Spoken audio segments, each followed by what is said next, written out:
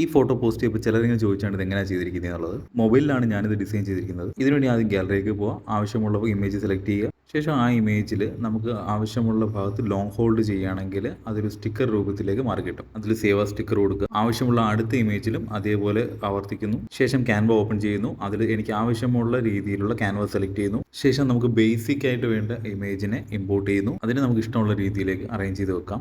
അപ്പോൾ ഒരു side blank ആയി കിടക്കുകയാണ്. അവിടത്തേക്ക് നമുക്ക് ഇതേ ബാക്ക്ഗ്രൗണ്ട് വേണ്ടതുകൊണ്ട് ഇതിൻ്റെ ഒരു കോപ്പി ഫോട്ടോ എടുത്ത് നമുക്ക് അവിടത്തേക്ക് ഫില്ല് ചെയ്യാം. അതിനെ ഒരു ലെയർ താഴേക്ക് കൊണ്ടുവരാൻ വേണ്ടിയിട്ട് നമ്മൾ അതിന് ലേയേഴ്സിൻ്റെ ഓപ്ഷനിലേക്ക് പോയി അത് അഡ്ജസ്റ്റ് ചെയ്യുന്നു. ശേഷം നമുക്ക് വേണ്ട രീതിയിൽ അതിനെ അറേഞ്ച് ചെയ്യുന്നു. ഇനി ടെക്സ്റ്റിലേക്ക് പോയിട്ട് നമ്മുടെ മോഡലിൻ്റെ പേരോടെ ടൈപ്പ് ചെയ്ത് കൊടുക്കാം. ഇനി നമുക്ക് ഇഷ്ടപ്പെട്ട ഒരു ഫോണ്ടിലേക്ക് തന്നെ ചേഞ്ച് ചെയ്ത് കൊടുക്കാം. ശേഷം അതിൻ്റെ സൈസോ കളറോ നമുക്ക് ആവശ്യമുള്ള രീതിയിൽ അഡ്ജസ്റ്റ് ചെയ്ത് പ്ലേസ് ചെയ്യാം. ഇത്രയും ചെയ്തിട്ട് ക്യാൻവയിൽ നിന്നും എക്സ്പോർട്ട് ചെയ്ത് ഔട്ട്പുട്ട് എടുക്കുകയാണ്. ശേഷം ഫോണിൻ്റെ ഗാലറിയിലേക്ക് പോയിട്ട് നമ്മൾ എക്സ്പോർട്ട് ചെയ്ത് ഔട്ട്പുട്ട് എടുക്കുന്നു. ഫോണിൻ്റെ തന്നെ എഡിറ്റിംഗ് ഓപ്ഷനിലേക്ക് പോകുന്നു. അതിൽ ആ ഇമോജി വരുന്ന ഭാഗത്ത് ക്ലിക്ക് ചെയ്യുന്നു. അവിടെ സ്റ്റിക്കർ സെലക്ട് ചെയ്യുന്നു. ഇനി നമ്മൾ ആദ്യം സേവ് ചെയ്തിടുന്ന ആ സ്റ്റിക്കർ ഇവിടെ ഇമ്പോർട്ട് ചെയ്യുകയാണ്. ആ സ്റ്റിക്കറിനെ നമ്മൾ ഡിസൈൻ ആവശ്യമുള്ള രീതിയിലേക്ക് അറേഞ്ച് ചെയ്യുന്നു. ശേഷം രണ്ടാമത്തെ സ്റ്റിക്കറിനെ നമുക്ക് ആവശ്യമുള്ള രീതിയിൽ ഇമ്പോർട്ട് ചെയ്ത് പ്ലേസ് ചെയ്യുന്നു.